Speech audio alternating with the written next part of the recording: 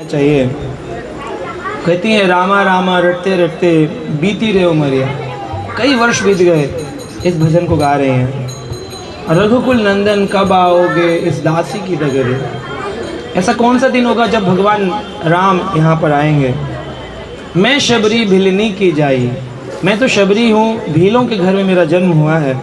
भजन भाव न जानो रे, भक्ति भाव मुझे मालूम नहीं। तो हम लोग भी कई बार सोचते हैं कि हमें कुछ आता जाता नहीं, क्या हमारा उद्धार हो सकता है। राम तेरे दर्शन के हित में वन में जीवन पालू रहे। इस दंडक वन में शबरी माता रहती हैं। उनके मन में एक ही भावना है, चरण कमल से निर्मल कर दो दासी की झोपड़ियाँ। जिस झोपड़ी में, जिस कुटिया में रहती हैं, उसको निर्मल करने की चाह उनके मन में है। रोज सवेरे वन में जाकर चुन चुन के मैं पुष्प लाऊंगी। रोज चुन चुन करके भगवान राम की सुंदरता के लिए। क्या हम ऐसा करते हैं? हम तो एक फूल वाले को लगा लेते, कहते 5 रुपये 15 20 50 रुपए का तुम गेंदा का फूल दे जाए ना, वो पॉलीथिन में बांध के दे जाता है, हम चढ़ा देते हैं। टाइम टूट गए नहीं तो वो चढ़ जाते हैं। चुन चुन करके लाना, यानी भक्ति रसामृत सिंधु में लिखा है, रूप गोस्वामी कहते हैं हमें खुशबूदार पुष्प भगवान को चढ़ाने चाहिए। जिन पुष्पों में खुशबू, जैसे रोज़, गुलाब या फिर चमेली, चंपा, मोगरा, ऐसे फूल भगवान को चढ़ाते हैं। गेंदा सस्ता आता है इसलिए लोग चढ़ा देते हैं। अपने प्रभु के सन्मुख रखकर प्रेम से भोग लगाऊंगी। और भगवान को मैं बेर लाती हैं, पुष्प लाती हैं और भगवान को प्रेम से भोग लगाती हैं। भगवान भूखे नहीं हैं कि भूखे भगवान हैं, हम खिला देंगे तो हमारे खाने के लिए बैठे, हम नहीं खिलाएंगे तो नहीं खाएंगे। भगवान ने कभी आपका एक भी रोटी चावल का दाना खाया है? तो क्या खाते हैं भगवान? बड़ा भाव खा रहा है।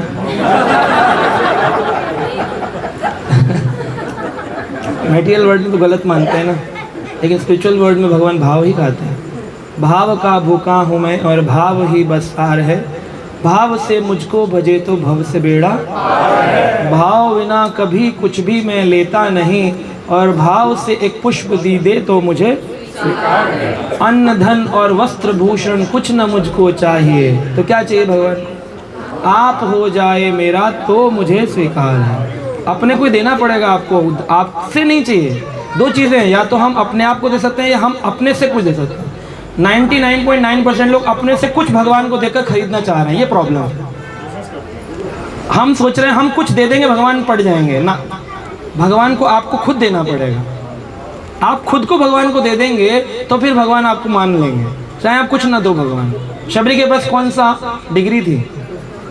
कौन से संप्रदाय से दीक्षा लिया था? क्या शबरी कौन से नियम पालन कर रही थी? भाव उनका क्यों था? उनके पास कुछ नहीं है, लेकिन उनके पास भक्ति भाव है। जबकि वो कह रही है विनम्रता में, भक्ति भाव न जानू रे, भक्ति भाव है। और मीठे मीठे बेर लेकर आती हैं, और हम सुनते हैं कि चकती थी शबरी माता। तो लोग सोचते हैं हम भी जूठा करके खिलाएंगे तो हम शबरी बन जाएंगे। जूठा करने से शबरी नहीं बनी है, शबरी के भाव से जूठा खाया भगवान। ये दोनों अपोजिट चीज़ें आपस में। शबरी के भाव से भगवान खा रहे हैं या भगवान जूठा खाने आ रहे हैं? भाव से खा रहे हैं, तो जूठा नहीं खाते हैं भगवान। लोग सोचते हैं कि तुम, कौन कहता है भगवान जूठा खाते नहीं, तुम शबरी की तरह खिला के तो देखो। तुम शबरी बनोगे कैसे? उसके लिए भजन करना पड़ेगा, साधु संतों की सेवा करनी पड़ेगी 2 बजे उठ के। यहाँ पर साधु ऐसे हमारे 9 बजे भी नहीं उठे थे आज सुबह। हाँ, कथा हो गई कंप्लीट, तब बोल रहे अभी कहाँ जा रहे? बोले कथा कंप्लीट हो गई रोज ही। तो कैसे आएगी शबरी माता? तो नहीं बन पा रहे। बुरा मत मानिएगा, क्रम में यहाँ भक्त बनने के, तो कोई बात नहीं, चलता है, ठीक है। शाम सलोनी सोहानी मूरत, भगवान की सूरत कैसी लगती है उनको? सुहानी लगती है। और नैनों बीच बसाऊंगी, कोई फेसबुक पर नहीं लगाऊंगी, रोज सुबह अपडेट भेजूंगी कि आज ठाकुर जी का फोटो। ये क्या बोला उन्होंने? नैनों में बसा। हम लोग जाते किसी मंदिर का दर्शन करने तो कहाँ बसाते भगवान को? फ़ोन के कैमरा में। आप सच बताओ, इतनी सारी यात्रा पहले करी, कितनी बार आपने खोलकर दोबारा फाइल चेक किया? 15 दिन बाद जाने के 10 दिन 15 दिन तक तो फ़ोटो शेयर होती हैं, उसके बाद अगली यात्रा आ जाती है, अगली की प्लानिंग में लग जाते हैं। पुरानी वाली फ़ोटो देखते हैं कभी? कहाँ देखते हैं? साल 2 साल में हार्ड डिस्क में चली जाती है। लेकिन फ़ोटोज़ देखने का टाइम तो कहाँ बसाना चाहिए भगवान को? नैनो की फ़ोटो कभी गायब नहीं होगी, वो हमेशा रहेगी हृदय के अंदर। तो मंदिरों में जाकर फ़ोटो खींचने से अच्छा है कि भगवान को ऐसे देखें, ऐसे भाव लें कि उनको अपने साथ हृदय में लेकर जाएं। तो शरीर छूट गया तो हार्ड डिस्क तो यहीं रह जाएगी कि प्रभु अरे रुको रुको 108 फोटो खींच के रखी थी आप मेरे को ऐसे नरक भेज रहे। मैं 4 प्रशांत मोहन प्रभु के साथ यात्रा किया था और अभी तो लोग भगवान से ज़्यादा खुद की फ़ोटो खिंचाने में इंटरेस्टेड है, मैं भी उनमें से एक। सुबह शाम नित उठ कर के मैं तेरा ध्यान लगाऊंगी। तो शबरी माता भी किस पर ध्यान लगाती हैं? सीताराम पर ध्यान लगाती, लक्ष्मण पर ध्यान लगाती। हम सुबह उठ करके अपनी प्रॉब्लम्स पर ध्यान लगाते हैं। आज बिजली का बिल भरना है, बच्चे के स्कूल की फीस जानी है, हरे कृष्णा कृष्ण कृष्ण हरे हरे। आज पड़ोसी के घर जाना है, उसने इनवाइट किया हुआ है, ऑफिस की पार्टी है, आज प्रोजेक्ट डिलीवर करना है, हरे कृष्णा कृष्ण कृष्ण हरे। लेकिन शबरी माता क्या करती है? सुबह उठकर भगवान पर ध्यान लगाती है। पद पंकज की रज धर मस्तक, और मस्तक पर भगवान की चरण धूलि, गोपी चंदन जो है भगवान की चरण धूलि, इसको अपने जीवन में लगाकर सिर पे जीवन सफल बनाऊंगी। अब क्या प्रभु जी भूल गए हो इस दासी की डगरिया? क्या आप भूल गए हो इधर आना? आप आते नहीं। इतने वर्ष पहले मतंग ऋषि ने कहा था रघुकुल शिरोमणि जन्म ले चुके, कहाँ हैं? कब आएंगे? कैसे? नाथ तेरे दर्शन की प्यासी। किस चीज़ की प्यास लगी है? हमें तो लिम्का की है, कोल्ड ड्रिंक की है, टैंक की है, लस्सी की है, छाछ की है। गोदावरी में इतने गीले हो के आए, बाहर आके फिर छाछ पिए, हम भी पिए, सब पिए। मैं तेरे दर्शन की प्यासी बिल्कुल नहीं हूँ। मैं लिखना चाहिए मैं तेरे दर्शन के बाहर छाछ की प्यासी, नींबू पानी की प्यासी, है ना। दर्शन बिन दो नैना तरसे। मेरे जो 2 नैन हैं किस लिए तरस रहे हैं? तो हमारे तो नहीं तरसते, हमारे धन के लिए तरसते हैं। सुन लो बहुत दुखियारी हूँ, बहुत दुखी हैं। किस चीज़ से दुखी हैं? दर्शन नहीं हो रहे। हमारे तो कुछ गए गोदावरी में भीड़ देख के आधे से आ गए, दर्शन की प्यास ही नहीं थी। थोड़ा पानी ले लिया, बोले बहुत प्यास बुझ गई, बस अल्टीमेट हो गया। अभी ऐसा बुरा मत मानिए, लेकिन बता रहे बेंच मार्क है लाइफ का। भगवान के लिए प्रयत्न करने पड़ते हैं। भगवान कहते प्रयत्न आत्मनः, गीता में जो प्रयास करती है आत्मा मेरे को पाने के लिए, कष्ट रहती है, उससे मैं बड़ा प्रसन्न होता हूँ। अभी किसी घर में बिजली का कट ही ना हो, पावर कट लग जाए और बोले हम तो प्रभु जी आजकल बिना बिजली के रह रहे, बड़ी तपस्या कर रहे। तपस्या तो नहीं, मौका मिले तो भैया एसी लगाकर सोएंगे, हम तो नहीं छोड़ेंगे। तो हमारा और भगवान सबरी का क्या कितना भेद है। हमारे राम जो है वो शिला पर सोते हैं चित्रकूट में, हमें गद्दे पे भी नींद नहीं आ रही है, सोचो। तो अभी एक्चुअली भगवान हृदय में गए नहीं है। ऊपरी रूप से एक्सटर्नल भक्ति इसको कहते हैं। स्वाभाविक की भक्ति होती है जब spontaneous love for Krishna, spontaneous love for Ram, रति उत्पन्न होती भगवान से। अभी मैं बोलूँ रात को 12 बजे कथा होगी भरत मिलाप की, आवाज ही नहीं आई आप लोगों में।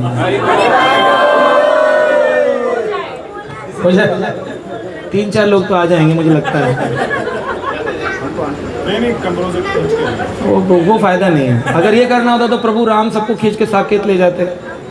भगवान ने हम सबको एक फ्री विल दी है, सूक्ष्म आज़ादी।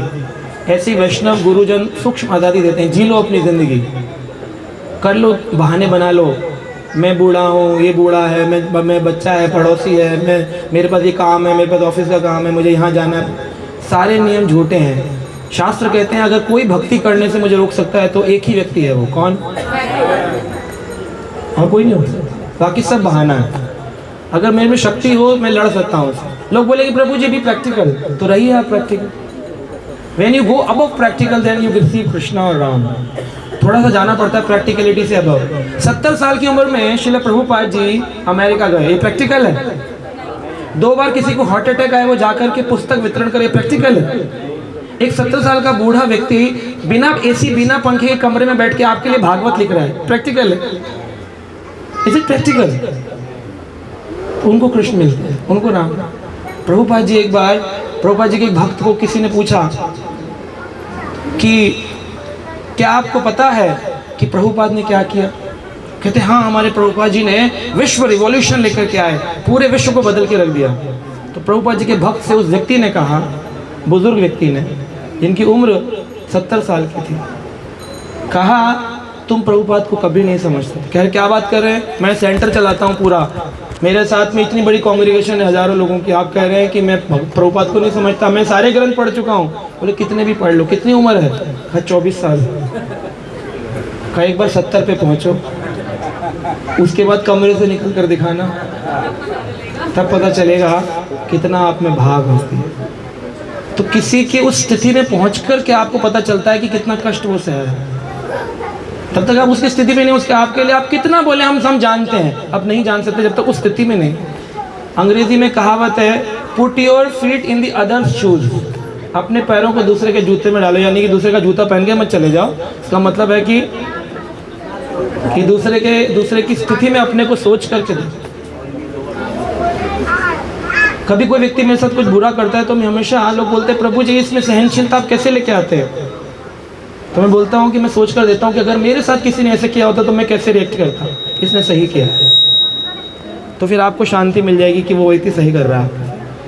जब तक आप अपने को दूसरे की स्थिति में नहीं रखेंगे, आप अपने थॉट से कंपैरिजन और अपनी एनालिटिकल स्टडी करते रहेंगे, आप खत्म हो जाएंगे, आप जीरो हो जाएंगे, आप कभी सहनशील नहीं बन पाएंगे। या तो मौन हो जाएंगे, बोलेंगे ही नहीं, या बोलेंगे तो बहुत बोलेंगे, लेकिन समझ नहीं पाएंगे कभी किसी को। समझने के लिए उसकी स्थिति में जाना पड़ेगा कि वो व्यक्ति कैसे कर पा रहा है ये सब। एक बार उस स्थिति में जाकर के इमेजिनेशन को लेकर जाओ, तो शबरी माता उस इमेजिनेशन में है, राम कैसे रहे होंगे, कैसे करते होंगे। और वो कहती हैं एक बार भगवान मुझे अपना दर्शन दे दीजिए। भगवान ने उनकी प्रार्थना सुन ली और भगवान दंडक वन में गुजरे शबरी से मिलने के। और भगवान जब जा रहे थे तो कई संत मुनि पुरुष थे वहाँ पर। तो उस स्थान पर एक सरोवर है, पंपा सरोवर। तो पंपा सरोवर का जल जो था वो पूरा का पूरा काला पड़ गया था, उसके अंदर कीड़े पड़ गए थे। जैसे देखेंगे कई कुंड दिखते हैं बड़े गंदे हो जाते हैं, तो लोग पूछते थे कुंड में पानी तो है लेकिन गंदा है, जहर जो बन गया इसके अंदर, ऐसा क्यों? कहा क्योंकि शबरी माता ने इसमें स्नान किया है, ऐसा साधु बोलते थे। इस छोटी जाति की स्त्री के कारण हमारा पंपा सरोवर गंदा हो गया। दोषारोपण करना तो बड़ा सरल है ना, एक उंगली उठाओ किसी को दोष दे दो, लेकिन ये भूल जाते हैं 4 उंगलियां मेरी होती हैं। कभी उठा करके देखो, उठाओ सब एक उंगली, किसके ऊपर ज़्यादा उंगली हैं? अपने को देखते हैं। छलनी जो है वो सुई से कहती है पता है सुई में छेद है, किस में ज़्यादा है? अपने को तो देखते नहीं लोग। तो शबरी माता को सब लोग कोई नहीं देख रहे हैं, शबरी माता के ऊपर दोष निकालते हैं, बोले पंपा सरोवर। प्रभु राम आए लक्ष्मण सीता को लेकर के, तो वहाँ पर कैसे बड़े बड़े साधु थे, सुनिए जरा। दूधाहारी, दूध पी करके बचपन से जैसे पैदावार से दूध ही पीते हैं, उम्र हो गई है हजारों वर्ष। त्रेता युग में एक व्यक्ति की आयु 10,000 वर्ष होती है, 5,000 साल के साधु है, 5,000 साल से सिर्फ दूध पी रहे हैं। फलाहारी, क्या खाते हैं? फल खाते हैं। अभी आपके सामने ऐसा है कहोगे अरे वाह प्रभु जी, वाह माता जी, आप फल पे रहते हो। भगवान फल से खुश नहीं होते, फल पे रहो, दूध पे रहो, पकौड़ी पे रहो, कचौड़ी पे रहो, भगवान नहीं खुश होते। अब यहाँ पर सिद्धांत प्रस्तुत कर रहे प्रभु राम। भगवान राम आए, पूछा, सारे साधु तैयार हो गए, बोले प्रभु राम मैं दूधाहारी, मैं सिर्फ दूध पी के आपका भजन करता हूँ। भगवान बोले शबरी कहाँ रहती हैं? शबरी कहाँ रहती है? कह रहे अरे वो उसको छोड़िए प्रभु, मैं दूधाहारी हूँ। भगवान बोले मैं जानता हूँ आप दूध पी करके जीवन गुजार रहे हैं, मैं आऊँगा लेकिन बाद में, पहले शबरी से मैं। बोले नेक्स्ट आश्रम पे चले गए, बोले शबरी का उसने बताया नहीं। बोले मैं फलाहारी। प्रभु बोले मैं जानता हूँ। प्रभु आप तो अंतर्यामी। हाँ हूँ, तभी तो पूछ रहा हूँ शबरी का कहाँ है।